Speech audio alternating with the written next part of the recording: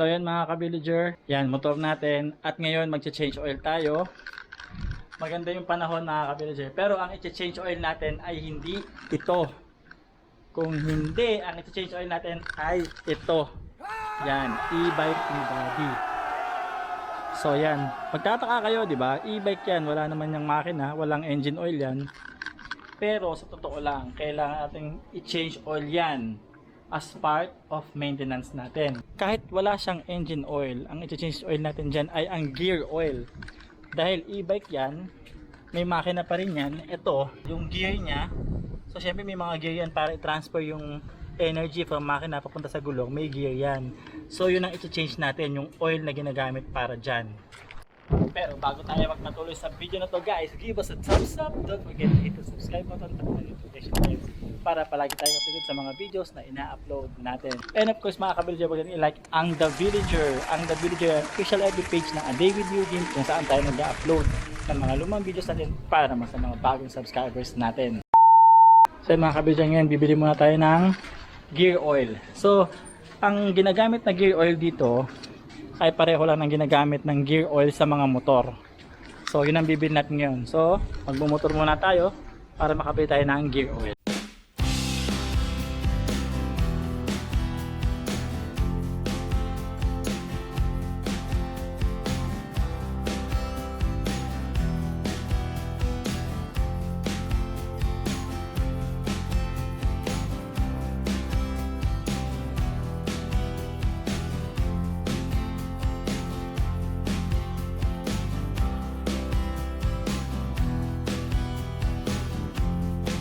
A few moments later.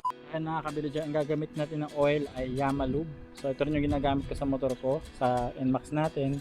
Pero dahil gear oil lang naman to, generic lang to sa mga gear ng motor at saka sa gear ng e-bike. So ayan mga ka-villager, syempre ihahanda mo natin yung mga kailangan natin. So ang pinakakailangan natin dyan ay jack para maitaas natin yung e-bike or kahit anong patungan. Pwedeng ganyan, basta maiangat lang natin tong e-bike. Tapos yung mga socket wrench natin. So una natin gagawin mga ka-villager, iaangat natin tong e-bike, i-jack natin siya. So ayan mga ka-villager, naka-jack na siya, naangat na. Ginamit natin yung jack ng kotse. So mapakita ko sa inyo mga ka-villager, ito siya. Bale, ito yung pinaka motor ng e-bike natin. So ito, dito yung daanan ng bagong oil. Tapos dito naman yung labasan. Dito naman yung labasan ng lumang oil. So ang pinaka-challenge dyan mga ka-villager is yung paglalagay ng oil dito. Kasi nga kung papansinin nyo nakadikit siya o nasa ilalim siya ng upuan. So tara, baklasin na natin. Mga ka-villager, sa e-bike namin, ang socket wrench na gagamitin natin ay size 12. So yan, size 12. Yan. Pagka maluwag na, pwede nyo nang kamayin. Yan. So dito dadaan yung bagong oil. So ayan, dyan ang pasok ng bagong oil. Tapos ito naman sa ilalim yung lumang oil. Oo. Sinasuggest ko na tanggalin nyo muna yung tornilyo ng bagong oil para madaling madadrain, para pumapasok yung hangin. So ganun din mga ka-villager, pagka kaya nyo ng kamayin nyo na lang. Ayan na. So yan, medyo malinaw pa naman yung langis namin, pero kailangan na niyang palitan actually. So antayin lang natin mga ka-villager na maubos yung langis, siguro mga 15 to 30 minutes. Pag wala nang tumutulo, pwede natin saraduhan to, tapos ilagyan natin yung bagong oil. So ayan, antayin natin maubos yung langis. And medyo maitim na rin pala yung langis namin. So ang recommended nga pala mga ka-villager na pagpapalit ng gear oil nito ay every 3 months. Lalong-lalo na kung ginagamit nyo palagi yung e-bike at malayo yung destination na tinatravel ninyo. Yan. Avoid na nga pa natin madumihan itong mga nuts natin kasi pag nalagyan ng buhangin yan, tapos malagay dun sa gear, pwedeng masira yung mga gear natin. A few moments later. So yan mga ka-villager, halos paubos na yung langis na luma. So dahil ito ay 100 ml at 90 ml naman yung required, ang gagawin natin, yung 10 ml nito ipang pa-flashing natin para mas malinis yung mga gears bago natin ilagay lahat ng oil nito. Bago natin ibalik yung tornilyo, punasan muna natin yung pinakabutas niya. Of course, yung tornilyo din dapat punasan din natin.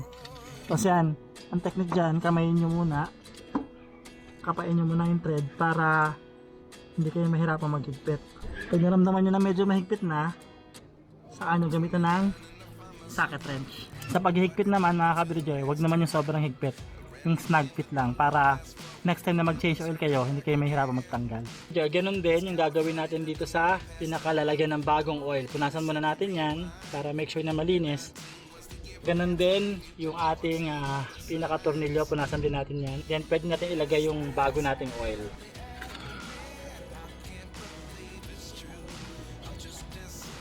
A few moments later. Villager, tapos na. And test drive na para kumalat na yung bagong langis sa mga gears niya. So ayan, ganun lang kasimple mag-change oil ng e-bike mga ka-villager.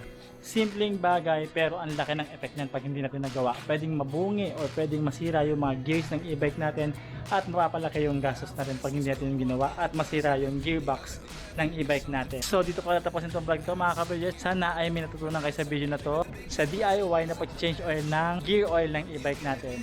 So paano mga ka-villager? See you soon and bye for now. But now I see what you teach. I do believe I always